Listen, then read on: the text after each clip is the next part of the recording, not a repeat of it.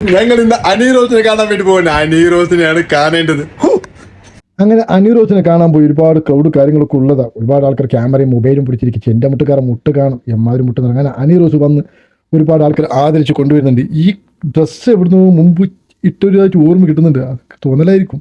എന്നാലും അനുചേച്ചിക്ക് ഒരുപാട് സെക്യൂരിറ്റി കാര്യങ്ങളൊക്കെ ആയിട്ട് ഇങ്ങനെ പോകുന്നുണ്ട്. ഈ സെക്യൂരിറ്റിക്ക് ഒന്നും അറിയില്ല നാളെ എന്നെ ഇങ്ങനെ കൊണ്ടുപോകണം, ഒരു ദിവസം ഞാനിങ്ങനെ സെലിബ്രേറ്റ് ചെയ്യാം. അങ്ങനെ ഉദ്ഘാടന കർമ്മത്തിലോട്ട് പോയി. ഉദ്ഘാടനം ആർക്ക് കാണാൻ പറ്റുന്നില്ല, കാണാത്ത ഉദ്ഘാടനം എന്തിനാ. അങ്ങനെ നമ്മൾ ഈ ബ്ലോഗർ ഒന്നിച്ചിങ്ങനെ പോകുന്നുണ്ട്. പോയിട്ട് ഉദ്ഘാടനം കഴിയുന്നതിൻ്റെ ഇടയ്ക്ക് നമ്മൾ ഈ ഗാനമേളൻ്റെ അടുത്ത് ഇങ്ങനെ പോയി. അങ്ങനെ ഗാനമേള നോക്കാൻ ഓമർ ഉദ്ഘാടനം ചെയ്തോട്ടെ.